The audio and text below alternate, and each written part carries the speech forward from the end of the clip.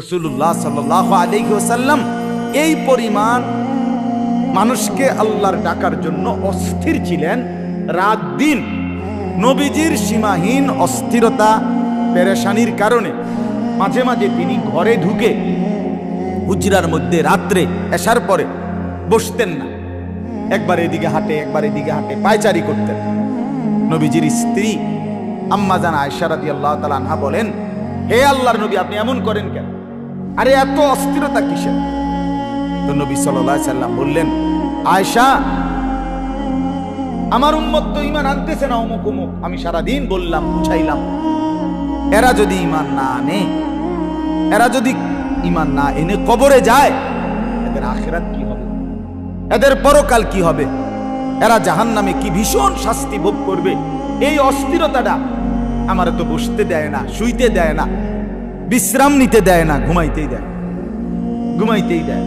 তখন আল্লাহ তাআলা নবীজির এই অস্থিরতা, বেচাইনি, পেরেশানিটাকে আল্লাহ তাআলা নবীজিকে সান্ত্বনা দিয়ে বলছে, ফালা আল্লাকা বাখিউন নাফসাকা আল্লা ইয়াকুনু মুমিনিন। হে নবী, আহারে আপনি কি মানুষ ঈমান আনতেছে না বলে আফসোস করতে করতে নিজের জীবন দিয়ে ফেলবেন? মানে চিন্তা করেন, মানে আল্লাহই বলতে কইছে মানুষের আল্লাহর দিকে ডাকতে আদেশ করছে কি? উদউ ইলা সাবিলি রাব্বিক, আপনি ডাকুন আল্লাহর দিকে। তাহলে নবীকে আল্লাহর দিকে ডাকতে মানুষকে আদেশ করছে কে? সেই আল্লাহ। বা থামাইতেছে, আরে আপনাদের অবস্থা বেতালা না দিবেন, আপনি দিতে কি মরে না যাইবেন? হ্যাঁ, কি পরিমাণ বেচাই, এটা কি আর এখন শব্দ দিয়ে বোঝানো যাবে? আপনি বাক্য দিয়ে আমি কেমনে বুঝাবো হৃদয়ের আবেগ যে আল্লাহ থামাইছে। ওয়াসাব্বিহুহু বুকরাতাম ওয়া আসীলা, সকাল সন্ধ্যায় আল্লাহ তাআলার তাসবিহ। ঈমানদারের প্রতি আল্লাহ তাআলার আদেশ। ফায়দা কি? আল্লাহ তাআলা বলেন, যদি হে ঈমানদার বেশি বেশি আল্লাহর জিকির করো এবং তাসবিহ পড়ো সকাল সন্ধ্যায়, কি হবে? আল্লাহ তাআলা বলেন, তিনটা লাভ হবে। কয়টা লাভ হবে বলেন? তিনটা লাভ হবে।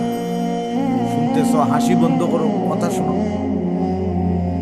হুয়াল্লাযী ইউসাল্লি আলাইকুম, এক নাম্বার হলো আল্লাহ তাআলা বলেন, কেউ যদি বেশি বেশি আল্লাহর জিকির করে এবং সকাল সন্ধ্যায় তাসবিহ পড়ে, তার প্রথম লাভ, আল্লাহ তাআলা নিজে ওই ব্যক্তির উপরে রহমত বর্ষণ করবেন। আল্লাহ তাআলা যখন বলছেন আমি রহমত বর্ষণ করব, ওয়াদা দিছেন, আর কি পরিমাণ রহমত বর্ষিত হবে।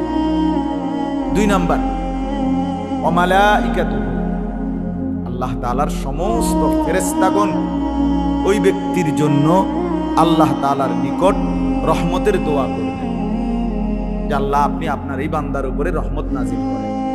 তাহলে আল্লাহ তো নিজের থেকেও দিচ্ছে, আবার ফেরেশতাদের দোয়ার কারণেও কি করতেছে? এরপরে তিন নাম্বার হলো লিউখরিজাকুম মিনাল যুলুমাতি ইলান নূর, আল্লাহ তাআলা বলেন তিনি আল্লাহ তোমাদেরকে এই জিকির এবং তাসবির বরকতে সমস্ত অন্ধকার থেকে, গুনাহ, নাফরমানি, জাহান্নামের রাস্তা, সমস্ত অন্ধকার থেকে টেনে আলোর দিকে নিয়ে আসবে, জান্নাতের দিকে নিয়ে আসবে। তাহলে কতটা ফজিলত, কি পরিমাণ না! এই জন্য সর্বদা আল্লাহ তাআলার জিকির করা এবং সকাল সন্ধ্যায় বিশেষভাবে তাসবিহ পড়া আল্লাহ তাআলার আদেশ ঈমানদারের প্রত্যেকটা মুমিনের। আপনি যত বড় দ্বীনি কাজই করেন না, বলে আমি ইসলাম প্রতিষ্ঠার আন্দোলন করি, আমার সময় তো না, আপনি করুন। আমি কাবা শরীফের ইমাম, আমার এত ব্যস্ততা না, আপনি কাবা শরীফের ইমাম, কাবা শরীফের সাদে খারাইয়া হন ইমাম। আপনাকে কি করতে হবে? আল্লাহর জিকির এবং সকাল সন্ধ্যার তাসবিহ করতে হবে আপনি। কারণ আমাদের এই পৃথিবীর সমস্ত ব্যস্ত মুসলমান কেউই আমাদের প্রিয় নবী সাল্লাল্লাহু আলাইহি সাল্লামের চাইতে ব্যস্ত, এই কথা বলার বা এর চাইতে ব্যস্ত হওয়ার সুযোগ আছে কি? তো যিনি সবচেয়ে বেশি ব্যস্ত ছিলেন তিনি কখনোই ছাড়লেন না। আপনি ছাড়বেন কেন? আপনার আমার ছুটবে কেন? আল্লাহ তাআলার জিকির বেশি বেশি করা। জবান জবান জিকিরের অনেক অর্থ। পুরা ইসলাম এটাও জিকির, পুরাটা কোরআন এটাও জিকির, নবী সাল্লাল্লাহু আলাইহি সাল্লামের পুরা জিন্দেগি এটাও জিকির, 23 বছরের ইসলামী শরীয়ত এটা পুরাটাই জিকির, পুরাটাই জিকির। কিন্তু এই সবগুলো জিকির, কিন্তু কোরআন সুন্নাহর আলোকে জবানের জিকির এটা আলাদা একটা হুকুম। মানে আলাদা শুধু আল্লাহ তাআলার তাসবিহ পড়া, জিকির করা, এটা একটা আলাদা হুকুম। ওইগুলো করি দেখা এটা বাদ দেওয়ার সুযোগ, এটা খুব গুরুত্বপূর্ণ। যেন আমাদের মাদ্রাসায় আমি হেফজখানার হাফেজ সাহেব যারা আমার মাদ্রাসা ছাত্র ওস্তাদ, এরা তো সারাক্ষণ আল্লাহর কোরআনে পড়ে, পড়ায়, শুনে, শোনায়, কিন্তু তবুও আমার বাধ্যতামূলক আমার শায়েখ আরিফ বিল্লাহ আল্লামা মুফতি মুশতাকুর নবী কাসিম হুজুরের মাদ্রাসা, আমাদের মাদ্রাসা, এটা আইন, বাধ্যতামূলক। সমস্ত ছাত্র উস্তাদ 5 ওয়াক্ত নামাজের পরে বাধ্যতামূলক তাসবিহ পড়তে হবে। আপনি হেফজখানায় পড়ান আর সারাক্ষণ কোরআন পড়েন, এটা আলাদা হুকুম। মনে করেন একজন ব্যক্তি যদি সব সময় 5 ওয়াক্ত নামাজ ঠিক মতোই পড়ে, কোনো সময় তার 1 ওয়াক্ত নামাজ ছুটে না, এই ব্যক্তি তো রোজা না রাখলেও চলবে, ঠিক না? যে ব্যক্তি পুরা 30 দিন রোজা রাখছে পূর্ণ, এ ব্যক্তি তো যাকাত না দিলেও চলবে, ঠিক না? তাহলে কি বোঝা গেল? একটি আমল আরেকটি আমলের বিকল্প, এটা এটার হুকুম, ওইটা ওইটার হুকুম। তাহলে কোরআন তেলাওয়াত এটা আল্লাহ তাআলার আলাদা হুকুম, জিকির আল্লাহ তাআলার আলাদা হুকুম, তাসবিহ আল্লাহ তাআলার আলাদা হুকুম। সামনে একটার ভিতরে সবটি ঢুকাইলে লইতে হবে, আলাদা আলাদা। নামাজও পড়তে হবে, জিকিরও করতে হবে, তাসবিহও পড়তে হবে। নয়তো মনে করেন কোরআন শরীফের একদম সুন্দর স্পষ্ট আয়াত আছে, ফাইজা কাদাইতুমুস সালাত ফাযকুরুল্লাহ। এটার মানে যে যখন তোমাদের নামাজ আদায় হয়ে যায় অতঃপর তোমরা আল্লাহর জিকির করো। এটা কি? অতঃপর নামাজ আদায় হয়ে যায়, তাহলে আমি যদি বলি যে শুধু আমি নামাজ পড়ি আর কি এর জিকির, তো এটা কি অর্থ? এই কথা কি তাহলে? অতঃপর কি করো আল্লাহর, তো এটা কি তাহলে? নিশ্চয় আরেকটা কিছু। আল্লাহ তাআলা বলেন অতঃপর যদি তুমি দাঁড়িয়ে থাকো কিংবা বসে থাকো কিংবা কাত হয়ে থাকো, যে অবস্থায় থাকো আল্লাহর জিকির। বুঝা গেল নামাজ একটা আলাদা জিকির। আবার নামাজের পরে পৃথক তাসবিহ পড়া, এটা আলাদা কি?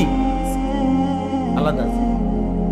ফাইজা কাদাইতুম মানাসিকাকুম ফাযকুরুল্লাহ, কোরআনে আছে যখন তোমাদের হজ্জের কাজ অথবা কুরবানির কাজ শেষ হয়, ফাযকুরুল্লাহ, তোমরা আল্লাহ তাআলার জিকির করো। তাহলে কি বুঝা গেল? হজ্জের কাজ পুরাটা হজ ইবাদত না? এটা কি আল্লাহর স্মরণ নয়? হ্যাঁ, এটা আলাদা। আবার পৃথক জিকির আলাদা।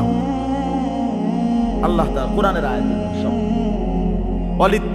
কোরআনুল কারীম আছে ওয়ালিতুকমিলুল ইদ্দাত ওয়ালিতুকাব্বিরু, তোমরা গুনে গুনে 30 পুরা মাস, রমজান মাস গুনে গুনে পূর্ণ মাস রোজা আদায় করো। রোজা শেষ, আল্লাহ বলেন ওয়ালিতুকাব্বিরুল্লাহ, এবার আবার আল্লাহর তাকবীর, আল্লাহু আকবার, এই তাসবিহ। এজন্য আমরা ঈদের দিন সকালবেলা কি করি? এই তাকবীর করি, আল্লাহু আকবার, আল্লাহু আকবার, লা ইলাহা ইল্লাল্লাহ, আল্লাহু আকবার, আল্লাহু আকবার, ওয়ালিল্লাহিল হামদ। আরে আলাদা। এরকম অসংখ্য আয়াত আছে যেখানে একটা আমল শেষে আল্লাহ তাআলা বললেন আবার পুনরায় কি করো? ওই মোবাইলে দেখবেন, বড় মোবাইলে বা আগেও ছিল, অর্থাৎ মনে করেন গজল চলতেছে, রেকর্ডিং অডিও, তো কল আসছে, তো কল আসলে আপনি রিসিভ করে কথা বলছেন, তো ওই গজলের আওয়াজ বন্ধ হয়ে যায়, কল কথা বলেন, কথা শেষ, এটা কথা কাইটা দিয়েছেন, কথা শেষ হয়েছে, অটোমেটিকলি আবার কি চলে? আল্লাহ তাআলা চায় যে মুমিন তোমার জবানটা হবে এরকম, তোমার ঘর সংসার, বাজার, ব্যবসা, যেই কোনো কাজে হালাল বৈধ যত কথা বলার বলবা। যখনই তোমার স্বাভাবিক প্রয়োজনের কথা শেষ হবে, এরপরে কিরবা মুখটা দিয়া আল্লাহর জিকির। এটা অটোমেটিকলি কি চালু হয়ে যাবে? আল্লাহর জিকির চালু হয়ে যাবে। এটারে বলে যিকরান কাসীরা। বেশি বেশি, নাহলে বেশির কোনো সংখ্যা নাই। যে হুজুর বেশি কত রে কয় 10,000 বার, তো আমি ঠিক আছে গুন্না গুন্না মোট সপ্তাহখানিক লাগাইয়া 10,000 বার পড়া কোর্স কি করে দিলাম, আদায় করে দিলাম। 1 লাখ বার না, 10 লাখ সুবহানাল্লাহ পড়বে না। এই বেশির কোনো কি নাই, সংখ্যা। অর্থ হইল আপনার নামাজ, হ্যাঁ পড়েন, আপনার ব্যবসা, হ্যাঁ করেন, আপনার মাল দেওয়া নেওয়া, কথাবার্তা বলা, সংসার সব ঠিক আছে করেন। কিন্তু যখনই আপনি এগুলোর থেকে ফারে হইলেন, পুনরায় আপনার জবানের কাজ কি? আল্লাহর জিকির। অটোমেটিক মেশিন যেন আবারও নতুন করে আল্লাহর জিকিরে। এই জন্য এক সাহাবী জিজ্ঞেস করছেন, ইয়া রাসূলুল্লাহ সাল্লাল্লাহু আলাইহি ওয়াসাল্লাম, আমি সারাদিন করতে পারি বেশি, সব টাইমে, এরকম একটা আমল আমারে বলে দেন। ফামুরনি বিশাইইন আতাশাব্বাসু বিহি, হে নবী সারাক্ষণ করব, আপনি আমারে এমন একটা কাজ বলেন। এখনকার যুগে হইলে কইতো মোবাইল। সারাদিন করার মতো একটা কাজ হইলে এখনকার যুগে কি? রাত নাই, দিন নাই, পেশাব করে এখান দিয়ে খেরাইয়া মুতে মোবাইল। কি বেগুন, হায় হায়, কি পরিমাণ আশ্চর্য। নিজে নিজে আমি অনেক সময় দেখি রাস্তার পাশে মোবাইল টিপে আসতেছে, মোবাইল টিপে রাস্তা ছাড়িতে যায়, মনে হয় মানসিক প্রতিবন্ধী যে বুঝায় যায়। কারণ নিজে নিজে হাসে যে এটা তো মাতালে,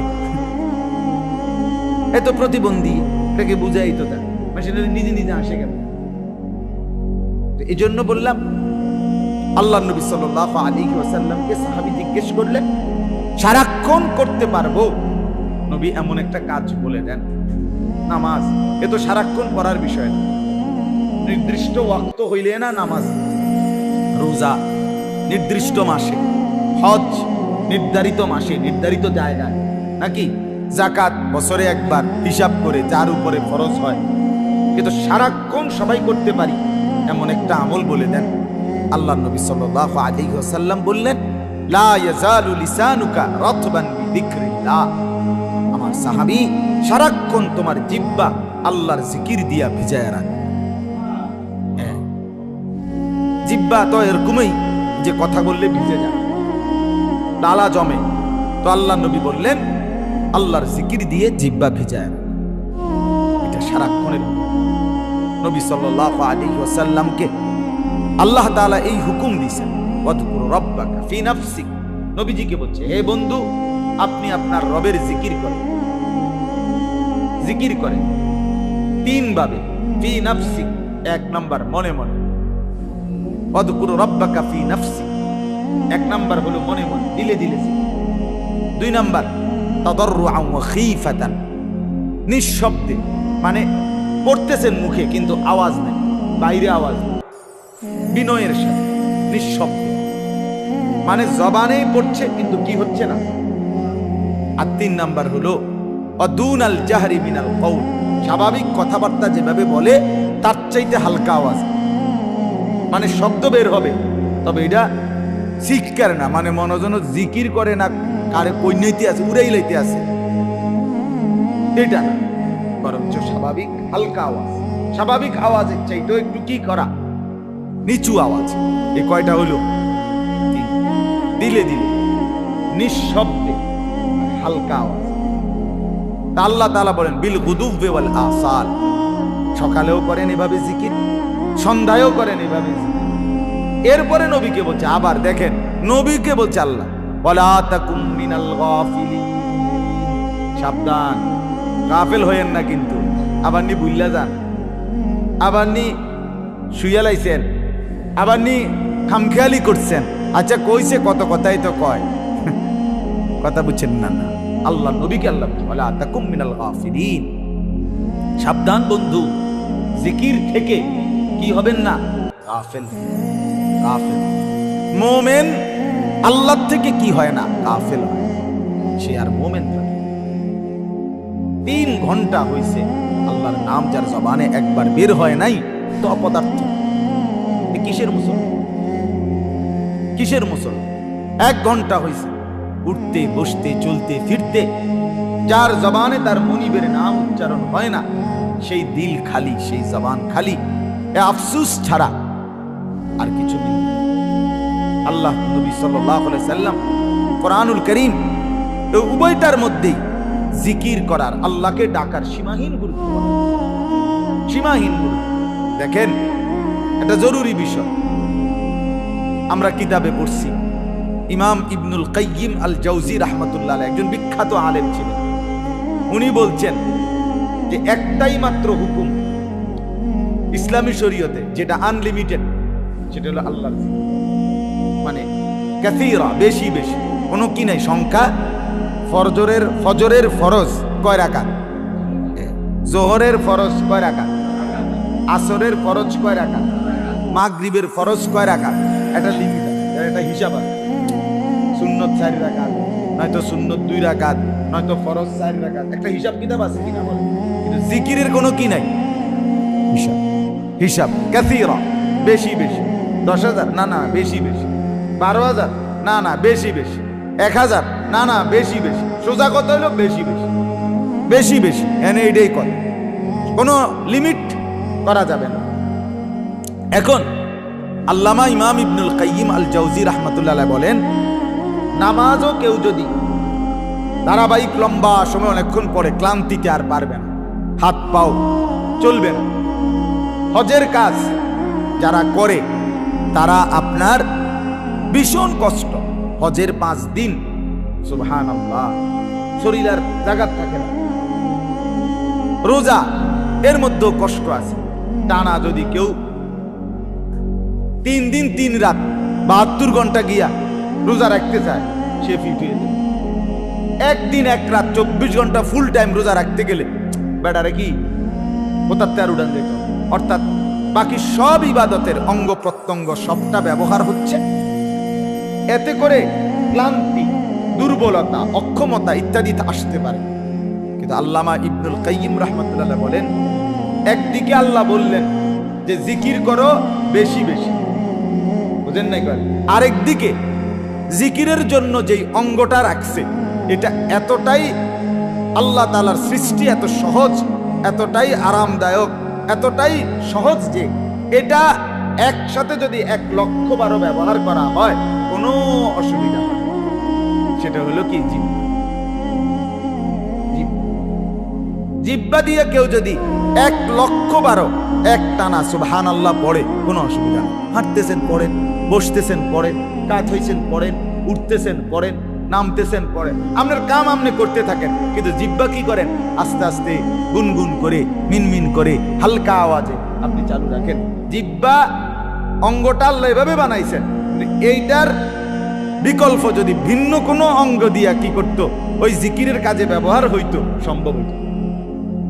আমি তো উদাহরণ দেই অনেক সময়। আপনারে যদি আমি বলি 1000 বার সুবহানাল্লাহ পড়বেন আর লগে 1000 বার হাত উঠাইবেন আর নামাইবেন, এটা হলো আইন, বুঝেন নাই?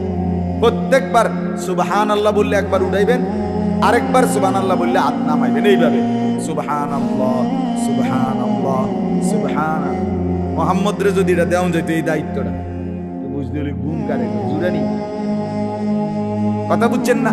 তাইলে এখন যদি 1000 বার কাউরে এই দায়িত্বটা দেয় যে আপনি মুখে বলবেন আর হাতিটারে কি করবেন, এবারটা কি দশাটা হইব? 20-50 বারের পরে এবারটা হুজুর আমনের মতো হুজুরের খেতারে গেল, দূর হুজুর না, হুজুরের চাতো না, আমার একটা ফালতু একটা কাম আমার ধরাই দিছে, আমি জিকিরের জায়গা জিকিরই না করুন, বেটা হাতিটার কি আমার উড়াইতাম ফিরতে। সহ্য হবে কিনা বলেন? কারো সহ্য। সুবহানাল্লাহ, আল্লাহ তাআলা এই জন্য অন্য কোনো অঙ্গের দায়িত্বে দেয় নাই, এই জিহ্বাকে দিছে। এই জিহ্বা একসাথে 1,00,000 বারও যদি পড়ে কোনো অসুবিধা। এই জন্য আজকের প্রথম কথা, আজকের প্রথম সবক আমরা 5 জন শুনি, দুনিয়ার 50 জন, এটা কোনো অসুবিধা নেই। আজকের এই মজলিসটা আসলে আমার আজকে মাহফিল ছিল চান্দিনা বদরপুর, মাগরিব বাদ বয়ান ছিল, এরপরে আমার মাহফিল বরুড়া বিশাল। তো এই গতকাল হইল সোমবার, তার আগের দিন রবিবার, নাকি রবিবার, খুব সম্ভব রবিবার দিন এশার সময়, মানে ওরা চূড়ান্ত ফায়সালা হয়েছে তাদের যে জায়গায় মাহফিল, বৃষ্টিতে এই পরিমাণ কাদা, কোনোভাবেই তারা শুকাইবার ব্যবস্থাও নাই তাদের, আর বিকল্প কোনো মসজিদ ঘর কিচ্ছু নেই তাদের।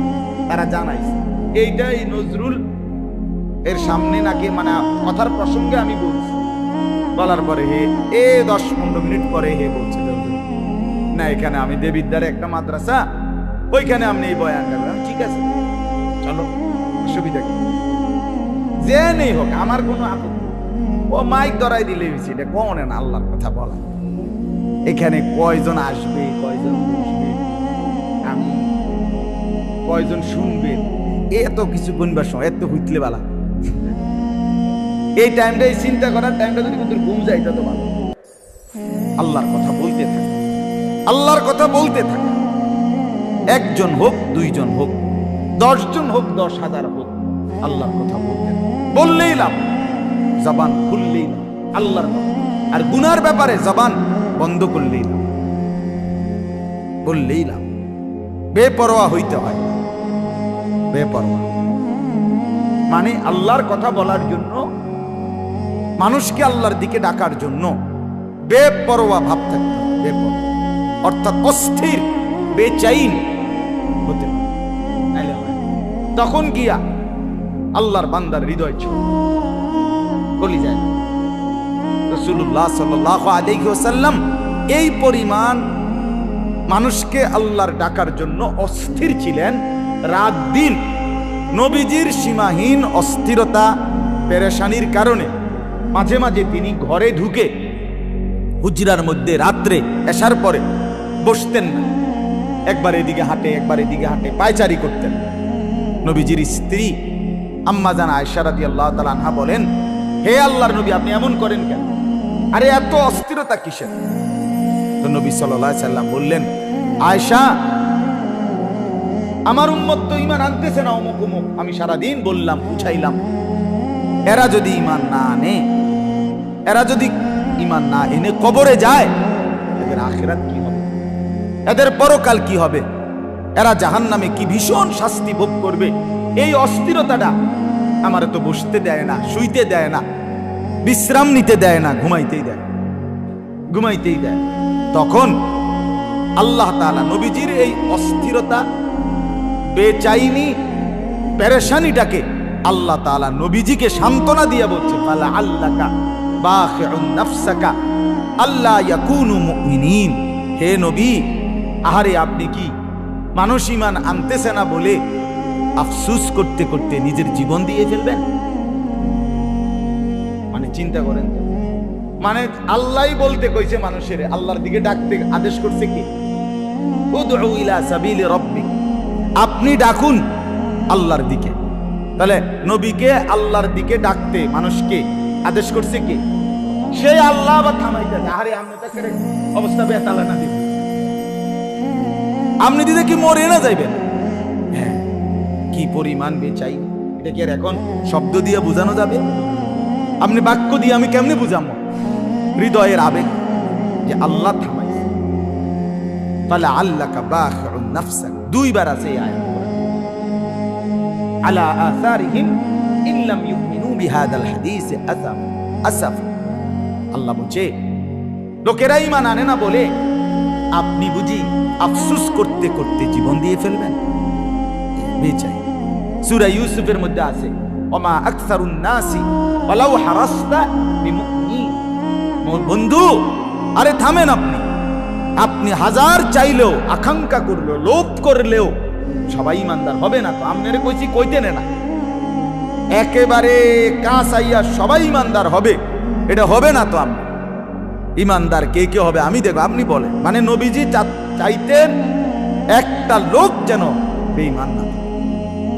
আবু জাহেলের কাছে 4000 বার, 4000 তারিখের কিতাবে আছে নবীজি সাল্লাল্লাহু আলাইহি সাল্লাম আবু জাহেলকে 4000 বার কালেমার দাওয়াত।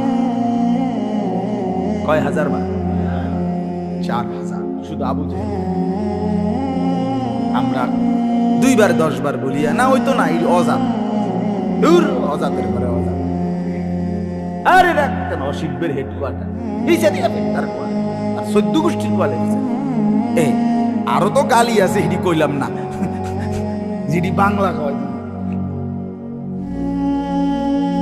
মানে শেষ। নিজের ফুল বাপে, আপন বাপ নিজের ফুল। আরে এই অজাতের কথা কই, কার অজাত? কথা বুঝেন না? নিজের সন্তানকে লানত দিয়া না হইতো না, এইসব অসিক করে দিয়া মানুষ হইতো না। এটা মানে সিদ্ধান্ত দিয়ে হতাশ হয়ে যায়, অল্পতেই হাল ছিল। এটা তো মুনাফিকের সিফাত, কাফেরের সিফাত। কাফের হতাশ হয়, মুমিন হতাশ হয়। মুমিন কি হয় না? আমাদের যেহেতু কোনো লস নাই জীবনে, আমাদের মুমিনের জীবন পুরাটাই খেজুর গাছ। হাদিস আছে মুমিনের জিন্দেগি পুরাটাই কি?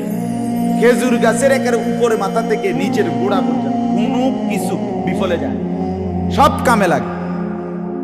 মুমিনের জিন্দেগি পুরাটাই, মুমিন হাসলেও লাভ, কানলেও লাভ। হ্যাঁ, মুমিন যদি আল্লাহর হুকুম মেনে হাসে খালাস নেকি, কাঁদে তাও নেকি, শুকর করলেও জান্নাত, সবর করলেও জান্নাত। তার মানে কি? হাসলেও জান্নাত, কাঁদলেও জান্নাত। নাফরমানি না করলে, আল্লাহর নাফরমানি না করলে মুমিনের কোনো লস নাই, এক সুতা লস। আমার উপরে যদি মুসিবত আসে, আমি যদি আল্লাহকে ডাকি তাইলেও নেকি। আমারে যদি আল্লাহ খুব দেয়, তখনও যদি আমি আল্লাহকে ডাকি তাইলেও নেকি। তার অসুবিধা কি? আমার লস কোথায়? লস কোথায়? দুনিয়া একভাবে চলেই যায়, কারো সুখে, কারো দুঃখে, কারো মুসিবত একটু বেশি, কারো সুখ একটু বেশি। কিন্তু মনে রাখতে হবে, সুখের হাসি এটাও স্থায়ী না, দুঃখের কান্না এটাও কি না। এখানে যে হাসে সেটাও চিরস্থায়ী না, এখানে যে কাঁদে সেটাও কি না, চিরস্থায়ী। খালাস, এটা হৃদয়ের মধ্যে প্রশান্তি, শেষ হয়ে যাবে। তোমার হাসিও শেষ হয়ে যাবে, আমার কান্নাও কি হয়ে যাবে, শেষ হয়ে যাবে। কিন্তু আখেরাত শেষ হবে না, আখেরাত শেষ হবে না, আখেরাত শেষ হবে, শুধুই শুরু হবে আর শেষ হবে। সেখানে হাসলে চির হাসি, সেখানে কাঁদলে চিরকাল। আফামা নাহনু বিমাইয়িতিন। জান্নাতীরা জাহান্নামীকে বলবে, হ্যাঁ কি দোস্ত, টের পাইলা তো, টের পাইলা তো? মনে রেখো, আর তোমারও মৃত্যু নাই, আমারও মৃত্যু নাই। তার মানে তোমার দুঃখের শেষ নাই, আমার সুখেরও কি নাই। মানে এ কথা বলিয়া যে জাহান্নামে, আচ্ছা আমিনুল ফিডা আছে দেহুম আপনি কয়দিন আপেল মালটা খান, আরে বাপরে দেখুন না, এ কথা বলার আর সুযোগ। হাসলে চির হাসি, কাঁদলে চির। এজন্য দয়া করে আমরা প্রত্যেকেই